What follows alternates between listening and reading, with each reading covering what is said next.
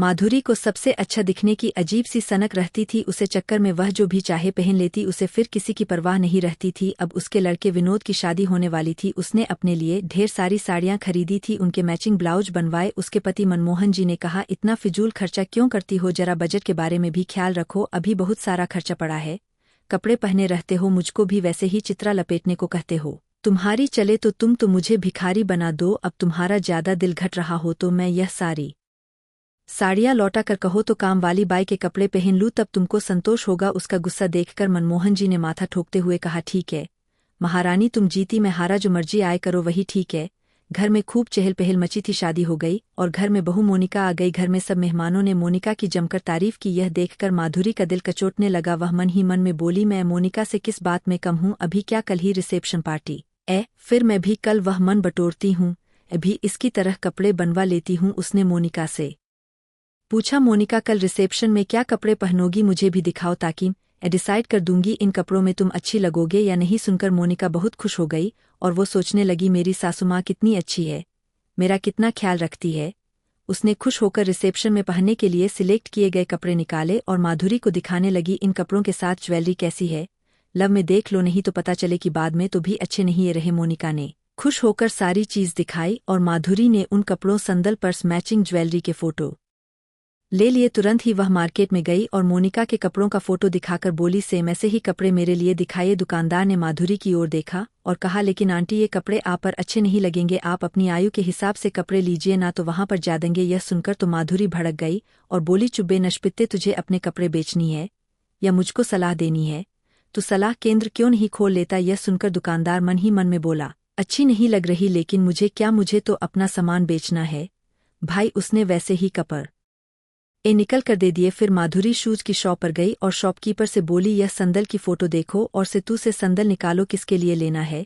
अपना पैर बढ़ाते हुए माधुरी ने कहा, है तो मेरा नाप इतनी बड़ी तो सामने बैठी हूँ दिखती नहीं हूँ क्या, अपने लिए ले रही हूँ, तुझे क्या प्रॉब्लम होगी। और गुस्से में बोली, संदल ले रही हूँ, तेरे सीने पर सांप क्यों लौट रहे हैं, अब मैं संदल लेकर जा रही हूँ। उसके बाद पागलों की तरफ फिर उसने ब्यूटी पार्लर से मोनिका के लिए इस्तेमाल होने वाले प्रोडक्ट मंगवा लिए। अगले दिन रिसेप्शन पार्टी के लिए मोनिका तो सजने के लिए ब्यूटी पार्लर में चली गई। इधर माधुरी सोचने लगी, अगर मोनिका के साथ मैं भी पार्लर में तैयार होने के लिए जाऊंगी तो घर में सब मुझे डटेंगे और माना करेंगे, खासतौर से विनोद के पापा तो बिल्कुल ही नहीं जाने देंगे। इसलिए जब तक मोनिका ब्यूटी पार्लर में तैयार होती है तब तक यहाँ घर में ही तैयार हो जाती हूँ। हाँ, सब लोग माधुरी की आदत को तो जानते ही थे कि वह घंटे तैयार होने में लगा देती है, इसलिए किसी ने उसको डिस्टर्ब नहीं किया। मोनिका जब सज धज कर आई तो सब देखते ही रह गए। पार्टी में सब लोग आने लगे थे। मनमोहन जी माधुरी को ढूंढते फिर रहे थे। मेहमान लोग माधुरी के इंतजार में थे। माधुरी कमरे से निकल कर आई तो सब लोग उसको बहुत हैरान होकर देखने लगे। यह देखकर माधुरी मुस्कुराए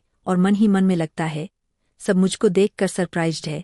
वह अपनी ननद से पूछती है, क्यों रेनू, कैसी लग रही हूँ, अच्छी लग रही हूँ ना। मोनिका से तो अच्छी लग रही हूँ। यह सुनकर रेनू ने बहुत मुश्किल से अपनी हंसी रोकी और बोली, आपकी तरह तो यहाँ कोई नहीं लग रहा है भाभी। कोई अपनी हंसी रोक ही नहीं कर रहा था क्योंकि माधुरी बिल्कुल जोकर लग रही थी। मोनिका ने जब माधुरी के कपड़े, संदल, ज्वेलरी और मेकअप देखा तो वह चौंक गई और वह विनोद से बोली, तो इसलिए उन्होंने मेरे कपड़ों की फोटो लिए थे, इन्हें मेरी कॉपी करनी थी। लेकिन यह कितनी प्लस बेवकूफ़ है, इनको यही नहीं पता कि ये कैसी लग रही है।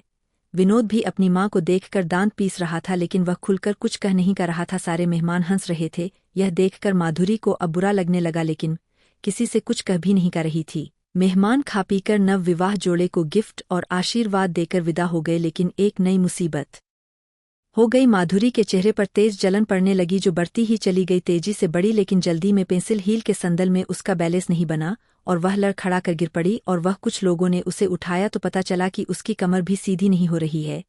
अभी थोड़ी ही देर बीती थी कि उसके चेहरे पर फफोले उभर आए। जोर जोर से चिल्लाने लगी, ही भगवान, ये मेरे साथ क्या हो रहा है, मुझे बचाओ, मेरा चेहरा चल रहा है और ऊपर से वहां भी नहीं उठ रही। तुरंत ही डॉक्टर को बुलाया गया। उसने बताया, स्किन में हाई ब्लीच इस्तेमाल किया है जिससे इन्हें एलर्जी हो गई है।